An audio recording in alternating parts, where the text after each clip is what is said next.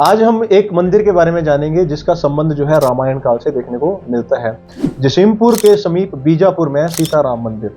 सीताराम मंदिर जो है, कहा जाता है कि जब भगवान राम का जो है राज्याभिषेक हुआ था तो यहाँ के जनजातीय लोगों ने एक शालिग्राम शिला के ऊपर राम, लक्ष्मण और सीता जी की मूर्ति उकेर के यहाँ पे पूजना शुरू किया था। और वहां पे बाद में पांडवों का विवरण भी सुनने को आता है। कहते हैं जब सिकंदर लोधी ने मंडी की तरफ इन्वेड करने की कोशिश की थी तो जाते जाते इस क्षेत्र को लूटा और उस शालिग्राम शिला को भी अपने साथ ले चढ़ा।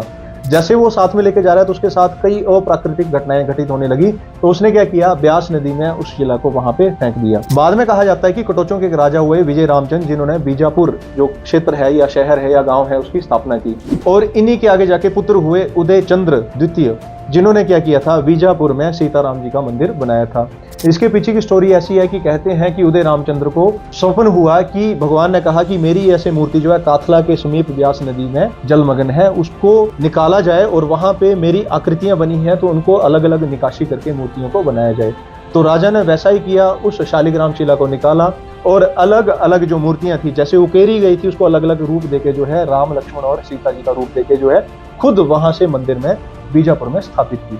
मंदिर में मूर्ति की प्राण प्रतिष्ठा हो गई, लेकिन राजा को उस प्रतिष्ठा पे अभी भी संशय था कि यहाँ पे मूर्ति में प्राण प्रतिष्ठा नहीं हुई है, तथा भगवान के सामने हट करके बैठ गया। भगवान ने उसको रात को सपने में दर्शन दिए कि मैं प्रतिष्ठित हो चुका हूँ, अगर तुमने इसको प्रूफ करना है तो सुबह मेरे हृदय पे हाथ रख के देख लेना। तो राजा सुबह नहा धो के जब मूर्ति को हाथ जब हृदय पे लगाएगा तो वहां पे दिल के धड़कने की उसको महसूस होगा।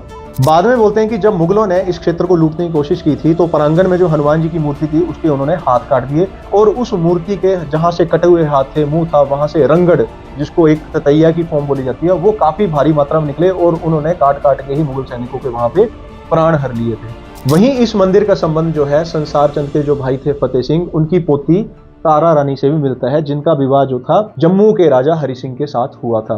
वहीं स्थानीय लोगों का ऐसा मानना भी है कि जो बीमार बच्चे होते हैं, किसी अवसाद से ग्रसित हैं, तो यहाँ पे माता के प्रांगण में लाके माता के चरणों में उस बालक को रख के जो है उस बीमारी से मुक्ति भी मिलती है। हिस्टोरिकल पॉइंट ऑफ व्यू से देखा जाए तो बीजापुर वही स्थान है जहाँ पे 1765 में संसार चंद, जो महाराजा संसार चंद थे, उनका जन्म हुआ था। उम्मीद है आपको बीजापुर मंदिर जो जसीमपुर के समीप है इसकी ये जानकारी पसंद आई होगी। जुड़े रहिए। जय गुरुदेव।